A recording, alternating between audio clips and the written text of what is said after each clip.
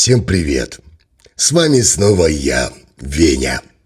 Скажите, вы тоже заметили это великое кидалово столетие? Нам всем обещали.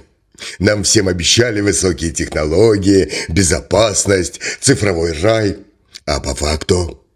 А по факту у меня вчера арестовали счет в банке. Причем просто так. За подозрительную операцию.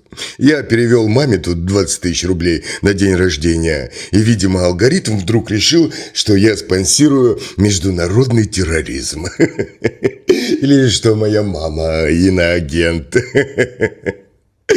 Банки у нас теперь это полиция, суд и инквизиция в одном флаконе. Раньше деньги отжимали братки с утюгами. А сейчас это делает кредитная организация с вежливым колл-центром. Алло, алло, где мои денежки? Уважаемый клиент, вы нам просто не нравитесь. И теперь ваши денежки – это наши денежки. До свидания. И не переживайте, ваши деньги в безопасности. В какой безопасности? Где эта безопасность? Я, к слову говоря, подписывался на страну, где, как мне говорили, небо надежно закрыто. Ну да, закрыто. Наверное, поэтому все, что летает по небу, теперь прилетает обратно. То по НПЗ, то по жилым районам. У меня, откровенно говоря, когнитивный диссонанс. Причем от того, что я смотрю телевизор, а там по телевизору очень важный дядька рассказывает: ПВО работает. Работает как часы. А за окном у тебя работает то, что ПВО пропустило. И ты сидишь такой и думаешь так: может быть, мне пожарить яичницу? Или моя инвестиционная стратегия уже не позволяет мне пить молочко и кушать яйца. Счета-то арестованы. Вы знаете, я тут заметил, что превращаюсь в уставший овощ. Просто в овощ на диване. Причем буквально. Лежу, смотрю новости, думаю, надо что-то менять. Начну с малого. Пойду и попью кофейку.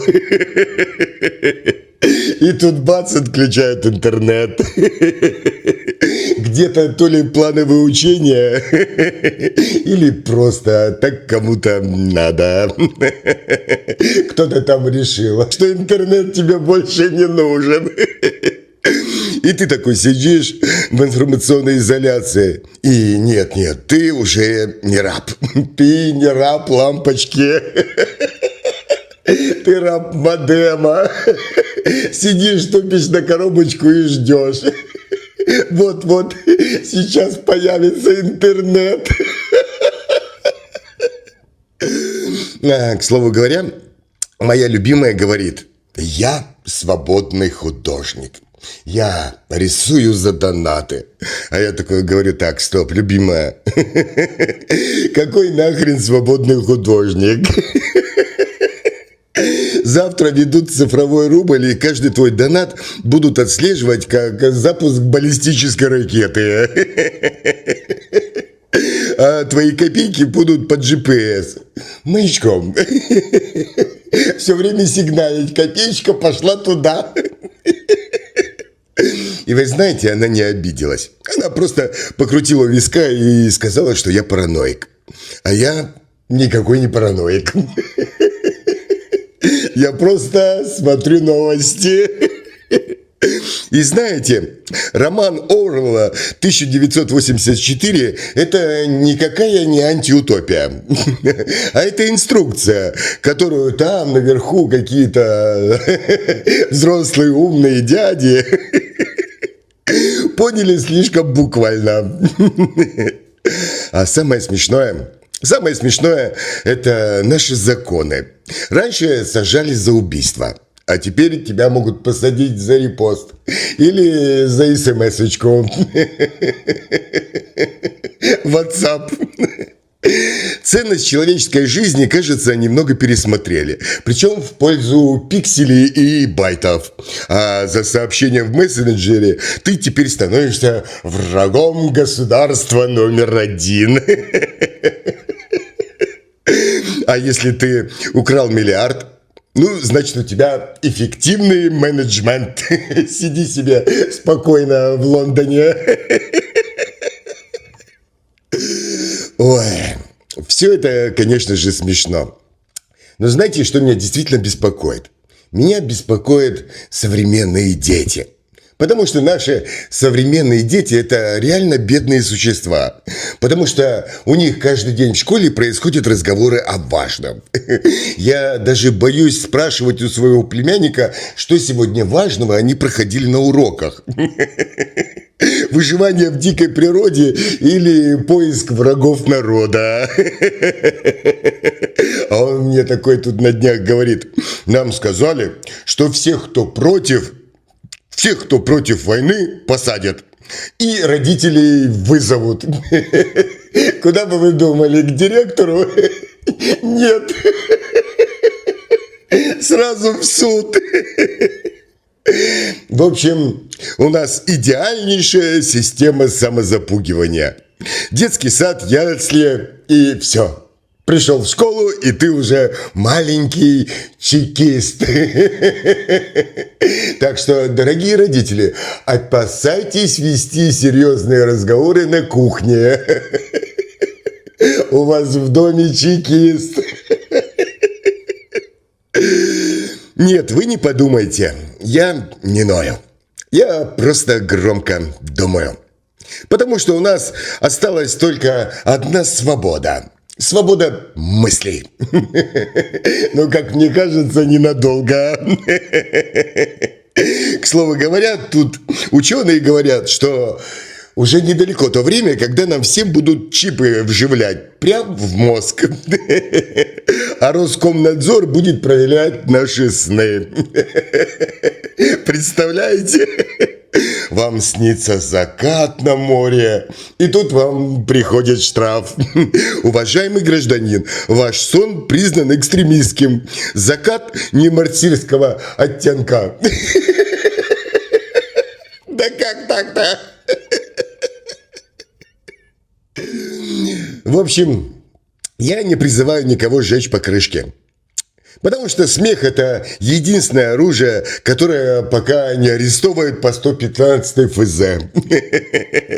Именно поэтому я в этой дурацкой маске. И я никакой не мистер Вендетта, не гуру и не борец за справедливость. Я просто парень. Я просто парень, у которого арестовали все счета за переводы маме. И дроны у меня летают над головой, пока я хожу в магазин за хлебушком. В общем, просыпаться нынче страшно, а спать стыдно. Поэтому по ночам я пишу стихи. Как призрак я брожу среди людей. Все видят мое тело, но не моих теней. Один из них – мой бестелесный дух. Картину мира он рисует, а тело, словно как актер, здесь для него танцует. В наш современный век слова никто не слышит, ведь каждый человек лишь самомнением дышит. Все смыслы жизни, цель, красивая бумага. Духовность, счастье, мир здесь никому не надо. Я слышал от людей, на землю Бог спускался. Он много говорил и с жизнью сам расстался. Посланник от небес не получил ответа. Уже как 1000 лет в аду горит планета. Война среди людей никак не прекратится, и счастью большинству во снах лишь только снится. Не изменить словами рабов, живущих в страхе. Есть только возмущение, есть крики, стоны, ахи. Во власти паразиты. никак не нажрутся. Уничтожая мир, они только смеются. Читал я где-то в книжках, что аватар придет.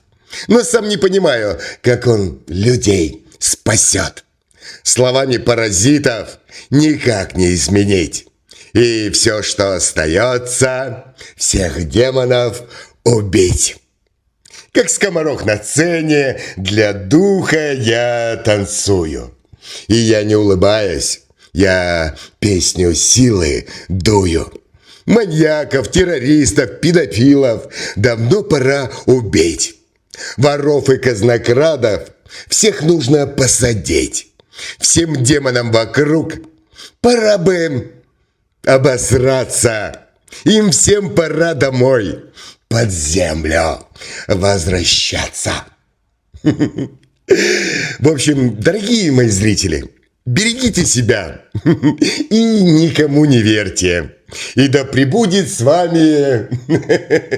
Нет, не сила.